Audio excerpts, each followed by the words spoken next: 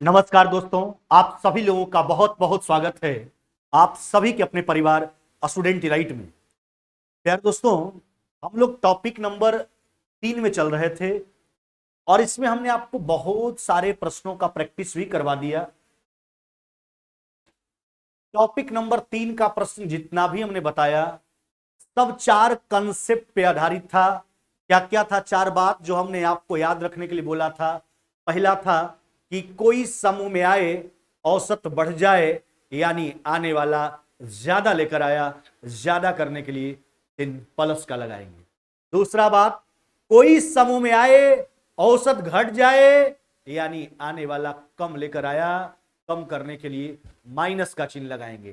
तीसरा नंबर बात, कोई समूह से जाए, औसत अगर घट जाए, यानी जाने वाला ज्यादा लेकर चला गया, चिन्ह प्लस का लगाएंगे। और कोई समूह से जाए, औसत बढ़ जाए, यानी जाने वाला कम लेकर गया है, उसके लिए चिन्ह माइनस का लगाएंगे।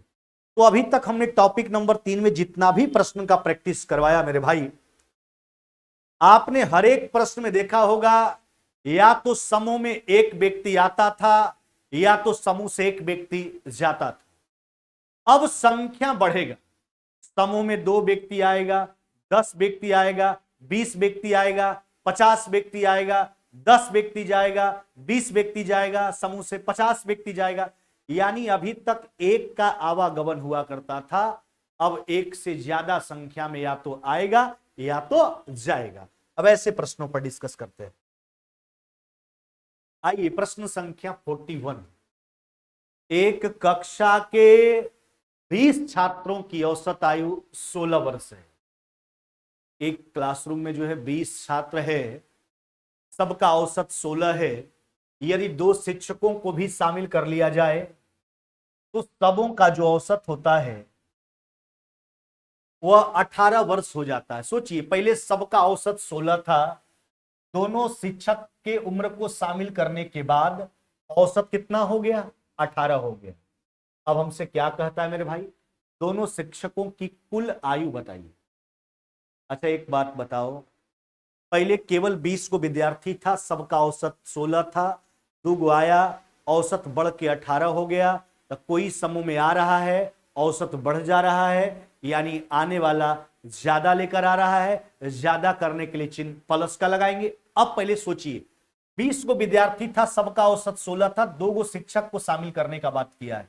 हम क्या सोचेंगे, आने वाला दोनों शिक्षक अगर 16-16 वर्ष का ही होता और आता तो औसत में कोई परिवर्तन नहीं होता।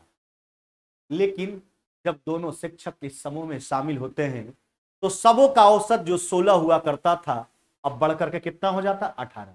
तो देखो, अगर एक से ज्यादा संख्या में आएगा तो यही गुना कर लेंगे। अगर 5 गो का आने का बात होता तो हम सोचते 5 अगर 16-16 वर्ष का होता, 10 गो का आने का बात होता तो हम सोचते 10 अगर 16-16 वर्ष का होता। नहीं, चलिए, तो अब दोनों शिक्षक के जब उम्र को शामिल किया जाता है तो औसत 16 से 18 2 वर्ष का वृद्धि हो जाता है। तो कोई समूह में आए, औसत बढ़ जाए, यानी आने वाला ज्यादा लेकर आया, चिन्ह प्लस का लगाएंगे। पहले संख्या था केवल 20 गो विद्यार्थी, अब 2 गो शिक्षक आ गए हैं तो संख्या 20 सदु कितना? 22। औसत में परिवर्तन कितना का? यह देखो, औसत 16 से 18, औसत में परिवर्तन 2 का। चलिए 2 से गुना कर लीजिए, यह हो गया 44 और कितना हो गया आपका? 32। नहीं तो 32 और प्लस में 44, 32 प्लस में 44, अतः आपका रिजल्ट कितना हो जाएगा? रिजल्ट हो जाएगा 76, यानी 76 वर्ष। रिजल्ट आपका कितना हो जाएगा? 76 वर्ष। 76 ईयर आपका राइट आंसर है। ऑप्शन कौन सा हो जाएगा? ऑप्शन नंबर ए जो है वो आपका राइट आंसर होगा। कौन सा? ऑप्शन नंबर ए जो है वो आपका राइट आंसर हो जाएगा। चलिए आगे आ जाइए, प्रश्न संख्या 42। तो बताइए क्या क्या परेशानी है। हम सीधा सा बात आज वही चर्चा कर रहे हैं कि कल तक हमने आपको सिखलाया था कि समूह में या तो एक व्यक्ति आता था, एक व्यक्ति समूह से जाता था। आज चर्चा हो रहा है कि एक से अधिक संख्या में व्यक्ति समूह में आएगा या तो एक से अधिक संख्या व्यक्ति समूह से बाहर जाएगा। कंसेप्ट वही लागू होगा। चलो, एक समूह में 40 व्यक्ति है जिनका औसत वजन 45 किलोग्राम है। अब ए और बी को शामिल किए जाने से औसत वजन में 0.5 की वृद्धि हो गई, तो ए और बी का औसत वजन आपसे पूछा जा रहा है। नहीं, ए और बी का औसत वजन, ए और बी का औसत वजन पूछा जा रहा है, तो पहले ए और बी का वजन निकाल लेते हैं। समझिए, 40 व्यक्ति था, सबका औसत 45 था। हम क्या सोचेंगे, ए और बी भी अगर दोनों दोनों अगर 45 से केजी का होता तो औसत में कोई भी परिवर्तन नहीं होता। नहीं, 40 वो पहले से समूह व्यक्ति था, अब ए और बी को शामिल करने का बात हो रहा है, तो हम तो यही ना सोचेंगे कि अगर ए और बी भी 45 से केजी का होता तो औसत में कोई परिवर्तन नहीं होता। लेकिन जब ए और बी को शामिल करता तो औसत 0.5 किलोग्राम बढ़ जाता है। तो कोई समूह में आए, औसत बढ़ जाए, यानी आने वाला ज्यादा लेकर आया, ज्यादा करने के लिए चिन्ह कौन सा लगाओगे, प्लस का। अच्छा, पहले संख्या कितना था, 40, अब ए और बी आया तो संख्या कितना हो गया, 42। औसत में परिवर्तन कितना का, 0.5 का। नहीं, कितना का, 0.5 का। चलिए, यह तो हुआ ए और बी के वजन का योग। यह क्या हुआ, ए और बी के वजन का योग। आपसे ए और बी का औसत वजन पूछा है। अरे भैया, औसत का चर्चा हम पहले से करते आ रहे हैं। औसत कहने का मतलब है सम ऑफ क्वांटिटी बटा नंबर ऑफ क्वांटिटी। क्या रे मेरे भाई, सम ऑफ क्वांटिटी बटा नंबर ऑफ क्वांटिटी। तो यह ए और बी का योग है। औसत निकालने के लिए 2 से डिवाइड कर लेंगे। चलिए, 2 से हिसाब किताब यही, 2 से इसको बारी बारी भाग लगा दीजिए, इसको काटिए 2 से, यह कितना हो जाएगा आपका 21। नहीं, चलिए कैलकुलेट कर लेते हैं। तो 2 से काट लिए, बारी बारी दोनों पार्ट में भाग लगा दिए, तो यहां हो गया आपका 45 प्लस में, अच्छा 21 में हाफ से गुना करेंगे, यह हो जाएगा 10 दशमलव कितना 5। तो 45 प्लस में 10.5, यानी कितना हो जाएगा आपका 55.5। कितना मेरे भाई, 55.5 किलोग्राम। कितना हो जाएगा, 55.5 किलोग्राम। कौन सा उत्तर करोगे, ऑप्शन नंबर आपका डी हो जाएगा। क्या हो जाएगा, डी हो जाएगा। आप जोड़ करके दूसरे भागा दीजिए, चाहे दोनों में भागा दे के जोड़ लीजिए, वही चीज आएगा। ये सब रिमाइंडर्स थ्योरम में आपको हम क्लियर करवाए हैं, ये सब कोई नया बात आपके लिए नहीं है। हमने रिमाइंडर्स थ्योरम पूरा बारीकी ढंग से आपको सिखलाया है। चलिए अगला प्रश्न पे आ जाओ। प्रश्न संख्या 43। अच्छा, 43 नंबर प्रश्न थोड़ा देख लीजिए क्या कहता है। 43 नंबर प्रश्न कहता है मेरे भाई, 10 छात्रों के एक समूह का, कितना छात्र का, 10 छात्र का, 10 छात्रों के एक समूह का औसत उम्र जो है वह 14 वर्ष है। यदि 5 और नए छात्र इस समूह में शामिल कर लिया जाए तो औसत उम्र 1 वर्ष बढ़ जाता है। नहीं, तो नए छात्र का औसत, जो नया समूह में शामिल हुआ है उसका औसत पूछा है। अच्छा, 10 वो पहले से था, औसत था 14। हम क्या सोचेंगे, नयका पांचों का औसत अगर 14 वर्षीय होता है ना, नयका पांचों का औसत अगर 14 होता, यानी नयका पांचों अगर 14 वर्ष का होता तो औसत में कोई परिवर्तन नहीं होता। लेकिन जैसे ही इसको शामिल करते हैं तो औसत 1 किलोग्राम बढ़ जाता है। तो कोई समूह में आए, औसत बढ़ जाए, यानी आने वाला ज्यादा लेकर आया। ज्यादा करने के लिए चिन्ह कौन सा लगाओगे, प्लस का। नहीं, प्लस का। पहले संख्या कितना था, 10, अब 5 गौर आ गया, संख्या कितना हो गया 15। औसत में परिवर्तन कितना का, 1 का। यह नयका पांचों का जोग आ गया, औसत चाहिए, और नयका पांचों का औसत बताना है, तो पांचों का जोग निकाल लिए, तो औसत बराबर सम ऑफ क्वांटिटी बटा नंबर ऑफ क्वांटिटी। 5 से डिवाइड कर लीजिए, बारी बारी से दे दीजिए, 5 से भागा तो यहाँ 5 कट जाएगा, यहाँ 3 बार में कट गया, 14 प्लस में 3 कितना हो जाएगा आपका, यह हो जाएगा चेला 17 वर्ष, 17 ईयर्स। यानी नया पांचों का जो आपका औसत हो जाएगा कितना हो जाएगा, 17 वर्ष। आप जोड़ के भाग लगाइए, ये सब पहले सिखा चुके हैं हम आपको, है ना। चाहे बारी बारी भाग दे करके जोड़ लीजिए, हमको उससे कोई फर्क नहीं पड़ता है। आप जोड़ते तो 70 प्लस में 15 85, 85 बटा 5 यानी 17 वर्ष उत्तर होता आपका। आगे आ जाओ, प्रश्न संख्या 44। 40 छात्रों का औसत आयु जो है वह 15 वर्ष है। नहीं, 40 छात्र है, उसका औसत आयु कितना मेरे भाई, 15 वर्ष। आगे थोड़ा सोचिए, 10 नए छात्रों के प्रवेश लेने से औसत आयु में 0.2 वर्ष की कमी हो गई। नहीं, औसत आयु में 0.2 वर्ष की कमी हो गई। तो नए छात्र का औसत पूछा, वही जो 10 नया छात्र आया है। अच्छा, पहले से कितना छात्र था? 40। औसत कितना था? 15।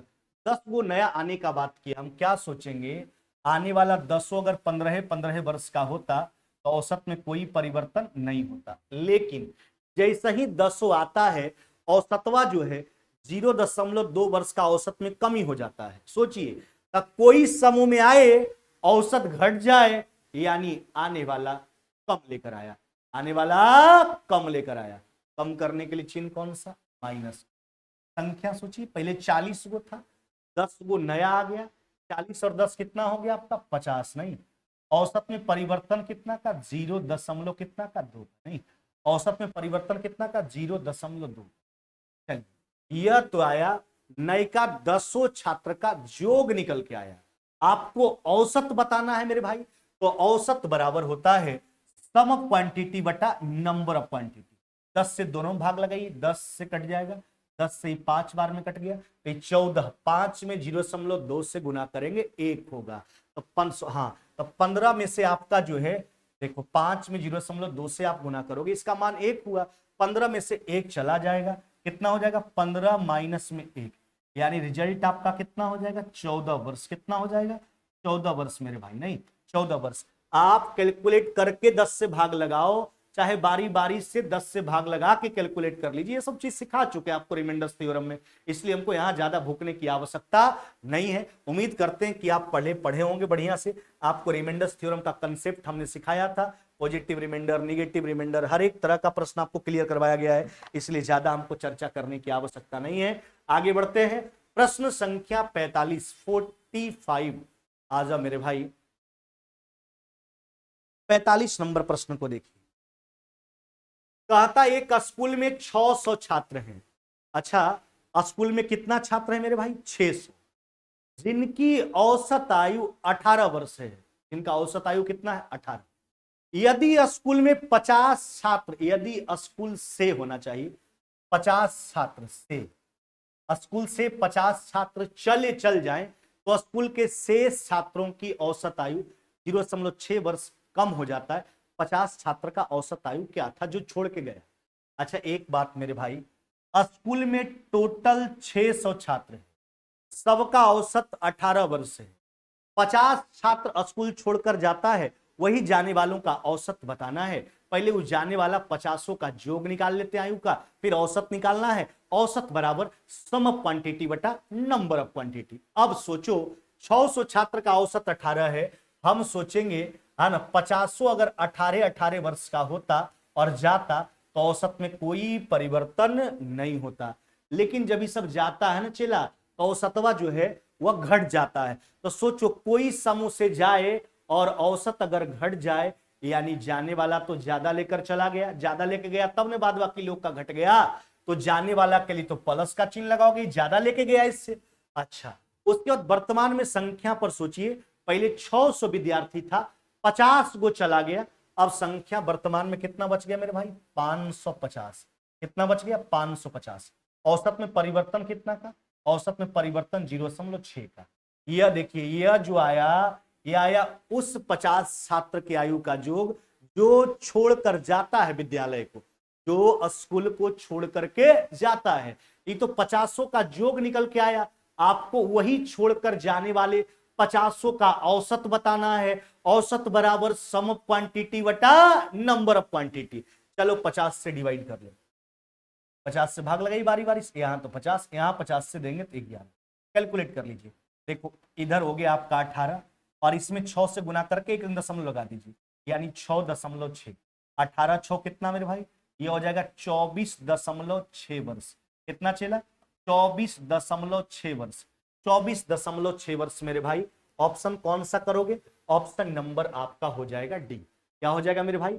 ऑप्शन नंबर आपका हो जाएगा डी। डी नंबर आपका बिल्कुल राइट आंसर है। तो बस हम बोले ना, आज हम आपको यही सिखा रहे हैं। कल तक इस टॉपिक में हमने आपको सिखाया था कि समूह में या तो एक व्यक्ति आता था या तो समूह से एक व्यक्ति छोड़कर जाता था। आज वह बात को सिखा रहे हैं कि समूह में जो है एक से ज्यादा संख्या में व्यक्ति आएगा, या तो एक से ज्यादा संख्या में व्यक्ति समूह से बाहर जाएगा, तो या तो आने वाला का या तो जाने वाला का योग, और नहीं तो औसत पूछेगा। अभी तक तो औसत ही पूछा जा रहा है, आराम से उत्तर कर लेंगे। चलिए, इस टॉपिक का यह आखिरी प्रश्न है, टॉपिक नंबर 3 का।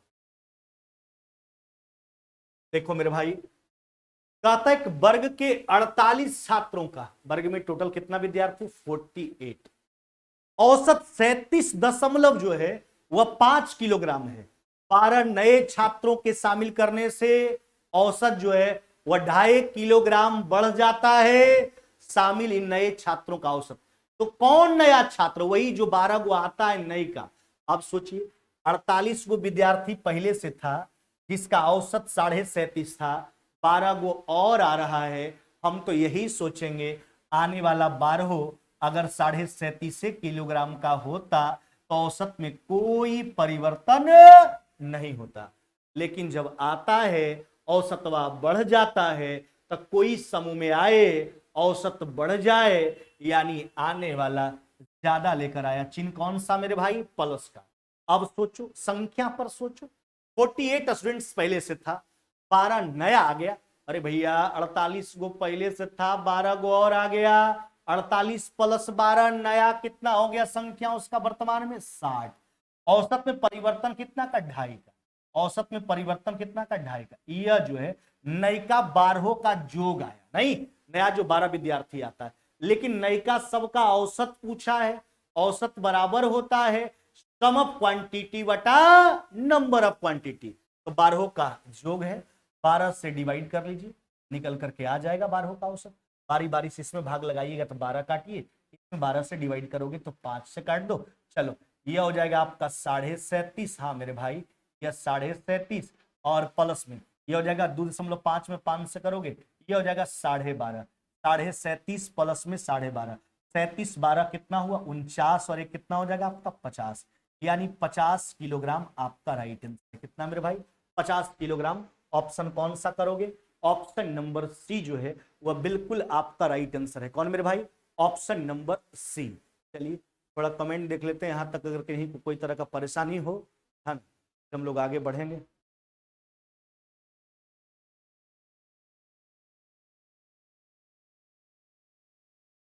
चलिए, कमेंट तो किन्हीं के द्वारा कुछ नहीं, अगर किन्हीं को कोई दिक्कत है जरूर कमेंट के माध्यम से बताएं। हाँ, थोड़ा कमेंट सेक्शन जो हमसे दूर है, तो देखने के लिए हमको जाना पड़ता है स्क्रीन पे हम, लेकिन जरूर कोई बात पूछना हो जरूर पूछिए, बेझिझक पूछिए, जो भी बात पूछना हो, क्योंकि छोड़ के भागने वाले में से नहीं है, सब बात बताएंगे। ऐसा नहीं कि फिर पढ़ा दिए फिर आपको एवरेज पढ़ने का नौबत आए, ऐसा नहीं होने देंगे आपको हम, है ना। चलिए आगे बढ़ते हैं, अगला प्रश्न की ओर चलते हैं। अब हम लोग का टॉपिक नंबर 3 कंप्लीट हो गया।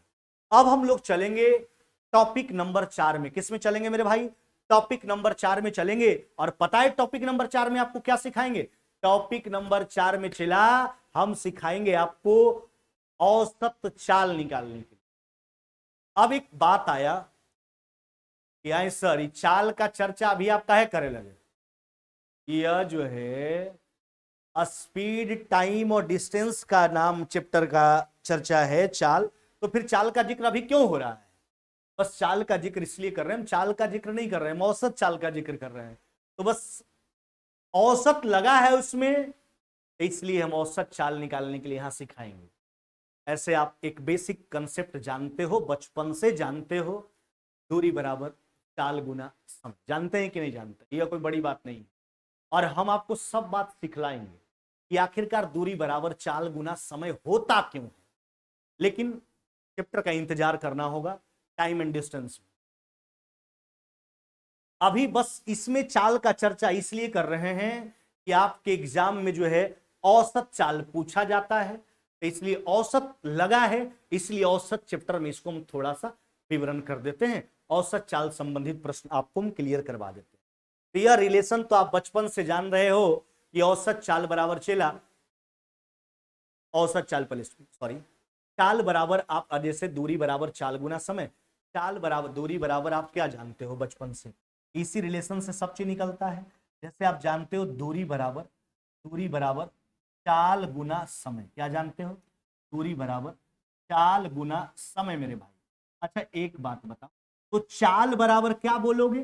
चाल बराबर बोलोगे दूरी बटा समय बराबर क्या बोलोगे? दूरी बटा चाल। यह बात आप जानते हैं, बस इतना अभी ख्याल रखो। हमने बोला ना कि अभी सिखाएंगे कि दूरी बराबर चाल गुना समय आखिरकार क्यों होता है ना। लेकिन इंतजार करना होगा उसके लिए।